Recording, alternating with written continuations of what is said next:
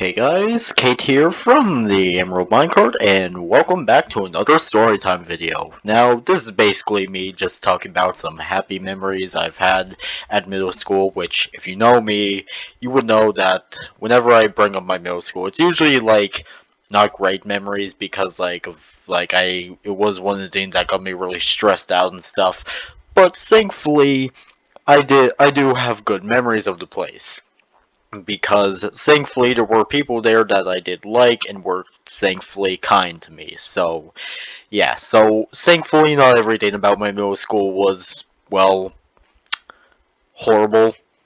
So, yeah, but anyways, let's get on this. So anyways, the first story I want to talk about, which happened in 6th grade, which please note these stories are going to go between 6th grade, 7th grade, and 8th grade.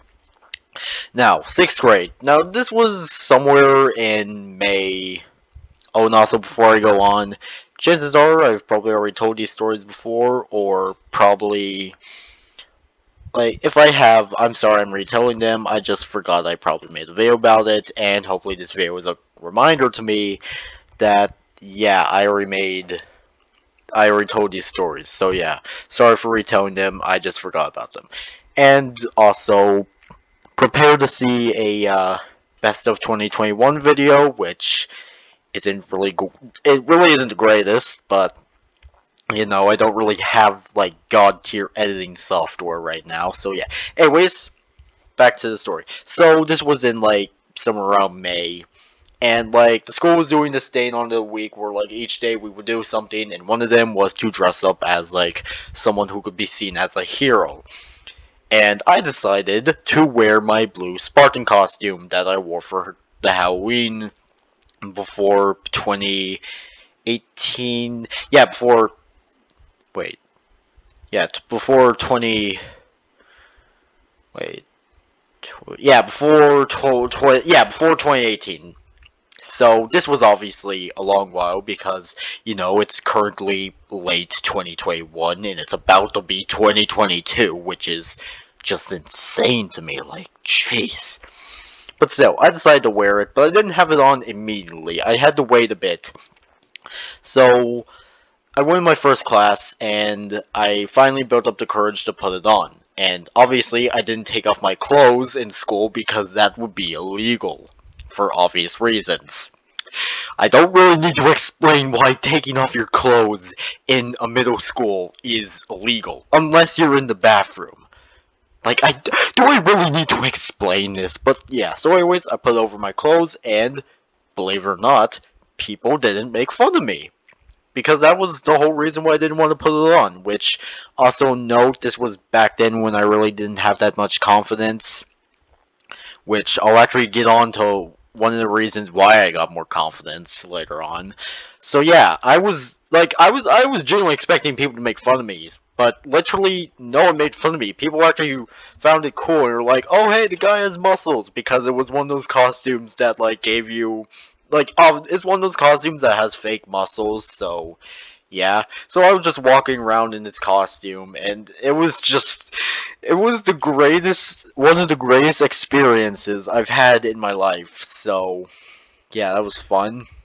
Now another thing, I want to talk about my art teacher because I will always remember this art teacher. Why? Because no joke, but my art teacher legitimately looked exactly like the YouTuber who runs the YouTube channel The Quartering. If you know who I'm talking about, then yeah, that's what my art teacher looked like. He looked like the guy from the YouTube channel The Quartering, and it was just so crazy. But yeah, and if you're wondering, did I point this out to him? Well, no. But to be honest, I really wish I did. But still, it was crazy. He looked, and that's not a joke either. He 100% looked like The Quartering. It was crazy. So yeah, he was one of my favorite art teachers, and also he actually did tell all of us, which this is actually part of like this is actually a bathroom story, which I'm going to go on a little later, but this is what I just want to tell right now. But apparently, or the art teacher in the middle school I used to go to, he actually had to ban a class from using any materials and just had to make them work when he discovered that some people from that class basically destroyed some of his art materials and left them in the bathroom, which, when I heard that, I was really surprised, and I was actually, like, I was not only surprised, but I was also shocked and a little angry, because why would you do that? Like, seriously, how much of a prick do you have to be to do that? I'm just saying, like, they're not your stuff, so, yeah. But still, that's just a little thing I wanted to bring up. But still, it's crazy. And again, like, I'm not joking. Like, this art teacher legitimately looked like the Quartering. That's not a joke either. To be honest, I'm glad I'm not joking. And then this is another story. This took place in, like, 7th grade. Yeah, 7th grade. So basically, me and my friend Carl, who I've known since elementary, but sadly he moved during 8th grade, or he moved after 7th grade, so I never saw him again, and I don't have his phone number, so I can't really call him. So, Carl, if you're watching this video, hey there. It's been a while. I miss talking to you. I miss the days when it was you, me, Trevor, and Chase. Just the boys. I miss those days. I miss hanging out with you, Trevor, and Chase. I miss you three, okay? I really do. And this video's again, I'm sorry. Just yeah, so we were outside with, like, our class, us and the class went outside in this big area for a little break because thankfully our middle school realized, yeah, maybe we shouldn't have our middle schoolers locked inside the building 24/7. So they let us go outside. And also there is this really nice path that goes down to, like, to a high school. So that was cool. So yeah, we were just hanging out in this field, and Carl found something, and I saw what it was as well, and we both didn't know what it was. It was this thing in this, like, white and pink wrapping, and it looked like something that would be found in the bathroom. Now, obviously, like, I knew it would be something found in the bathroom, but I forgot what it was. But then Carl realized what it was. And what was it exactly? Well, if you happen to know, then you might know, because it was a tampon.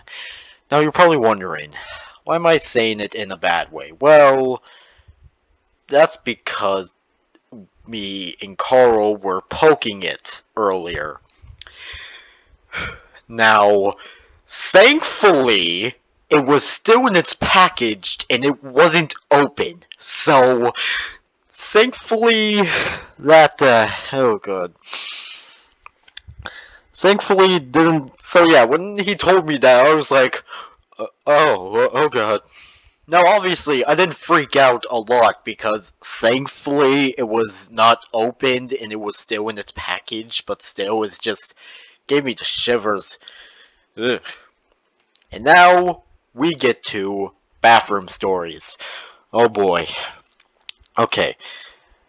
Now, obviously, public restrooms are not the cleanest places. As, yeah, again, like I mentioned, public bathrooms, yeah, they're obviously not going to be the most cleanest places, if you could imagine. But thankfully, school bathrooms aren't really horrible, I guess. But yeah, the bathroom in the 6th grade hall, because there were two types of bathrooms, like the bathrooms that were in the 6th grade hall and bathrooms that were in a shared 7th and 8th grade hall. And before we go on, something I would want to quickly mention is apparently this school was haunted by a ghost, which I forgot the name of it, but like people said like there was this pencil on the ground that would move by its own, so people thought it was a ghost. So if it's real or not, to be honest, I don't know. Like I do believe that like ghosts do exist, so I'm not really going to say it couldn't be a ghost, and I'm just gonna move on from that. I just thought that would be something to bring up. But anyways, bathroom stories. So I had to go to the bathroom, and this was in 7th grade, so obviously I was in the 7th/8th grade hall. So I went to the bathroom, and when I was walking to go to a stall, I stopped, like I noticed something from the corner of my eye. I stopped, looked over, and what do I see? Yeah, I see some salami meat in a urinal. Yeah, there was just a thing of salami meat in a urinal, and obviously this makes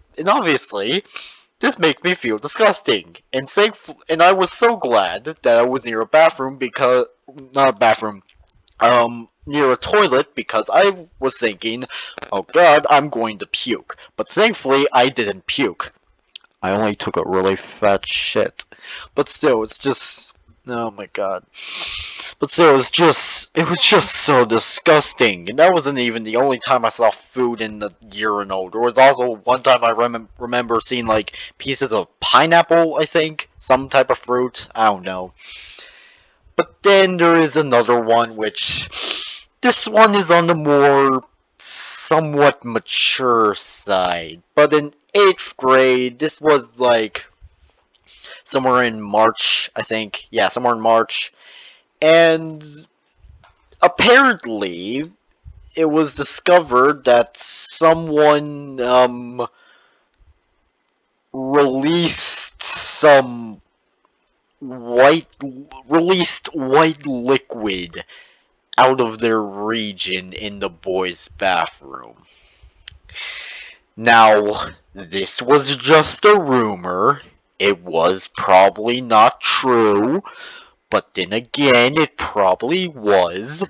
I don't know, but like this was kind of spreading around and people thought someone came in the bathroom. Now, obviously I didn't see this, so again, it probably didn't happen. There was probably just some people making things up, but to be honest, I wouldn't be surprised, I guess, because when you are a teenager, you do happen to become a lot more horny. Just saying. But yeah, it was just something going around, and thankfully, and the thing that confirmed that probably didn't happen is because, like, the next day, or the day after, or the day we went back to school, the principal never addressed it, so I just assumed it was just a rumor. Or hey, maybe it did happen and the principal just didn't really want to bring that up, and they just had a peaceful, quiet discussion with the person that did it. If they even know who it did, or who did it. So yeah, those are the two bathroom stories. And now there is another thing, which happened in 7th grade, or specifically near the end of 7th grade. Which, I've talked about this in another story video, but it was the day I became a furry. So, yeah. It just happened out of nowhere, I became a furry, and I drew myself a female albino kangaroo OC named La Lunana. Which again, I talked about in my video of how I became a furry. So, yeah, became a furry in 7th grade, that was fun. And now we have another thing, which this happened in this was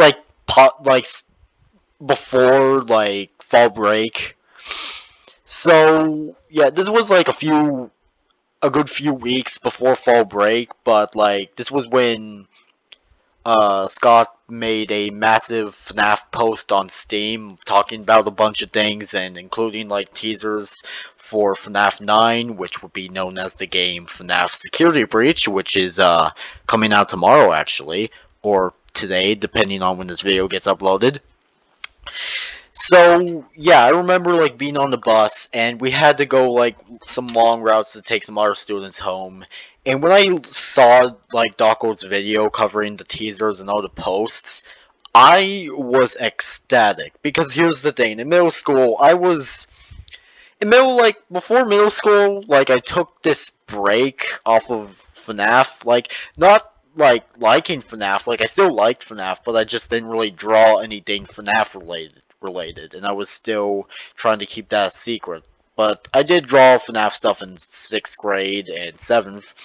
But like seeing all that FNAF stuff, it really did relight my passion for the series. So I started to draw things for FNAF again, which reminded me of all the FNAF stuff that I drew before, and it made me remember good times, and like and even to this day I still draw FNAF stuff because again FNAF is one of my favorite series, and it's also one of those series that may or may not be bound to my soul. So yeah.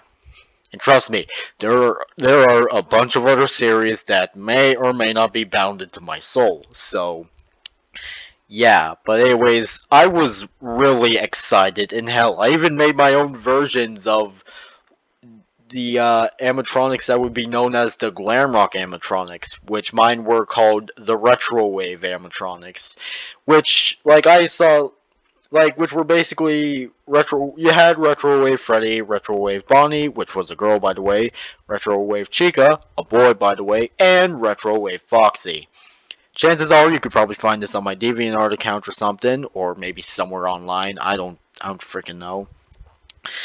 But yeah, so I drew my own versions, and I don't draw them as much because, to be perfectly honest, as much as I like the designs, I 100% prefer the Glamrock animatronics a lot.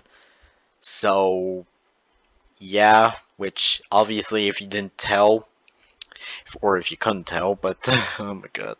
So yeah, I remember seeing all that and being so excited, and like I remember seeing like it was coming like December 2020, and obviously that was not going to happen because obviously delays exist, and you know a game like Security Breach would definitely take longer than December 2020.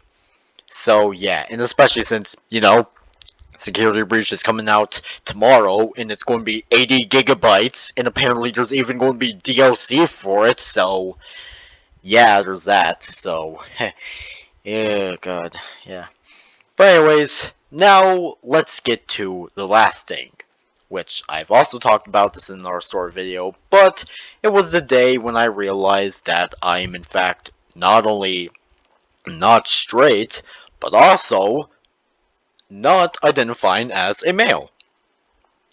Which I already went over this, but if you don't want to watch that video, I'll explain it.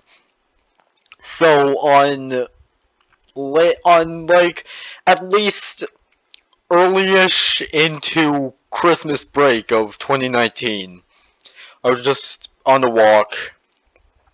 It was night out, not like pitch black, but it was like just a little bit of light, but it was also still dark out, and I was just thinking about stuff. I was just thinking how it was like I like girls, but I also like guys. And something I should quickly note, like before I discovered what bisexual meant, like for LGBT, I only thought gay and lesbian existed. But after like I discovered what bisexual, trans, and all the other sexualities, I thankfully learned more about it. And the other thing of me not feeling like a boy but feeling like a girl. So I just thought about it, and eventually like I looked into it, and I discovered that not only that LGBT is not only for gay and lesbian, but it also has a bunch of other sexualities like bisexual, trans, non-binary, a bunch of other sexualities. So yeah, I quickly learned that thankfully it's not a mental illness. It's just that thankfully me liking both boys and girls is not a mental illness, thankfully. So yeah, I learned that hey, I'm bisexual and I'm trans. So yeah, and also you're probably wondering, did I tell anyone at my school about it? Well, the funny thing is, I didn't. Why? Well, because according to my mom, Apparently my school was somewhat religious, which, judging that we were in Tennessee, to be honest, yeah, I kind of see why. And also, one of my friends, which I don't really talk to now, but I still have her phone number. Well, sadly, she's one of the types of Christians who think that if you're not straight, you'll go to hell. And she is also one of the type of people who think all furries are people who like to do the deed with animals, even if that's not true. It's just that small percentage of the furry fan base that's just sadly the loud part of the fan base. So, yeah, so I didn't tell anyone, and I especially did not tell my parents because I didn't know how they would react. So, yeah, I just kept to myself, and yeah. But thankfully, like, my parents do know now, and I'm still trying to get my mom to accept it. So, yeah. Oh man. But anyways, so yeah, that was some good middle school memories. So, yeah. So if you want any other storytime videos or any other stories in general, I'll be glad. I'm glad enough to tell them. So, yeah. So anyways, that's it for this video. Make sure you guys subscribe and like for more, and I'll see you all guys later. Peace out, home guards, and goodbye.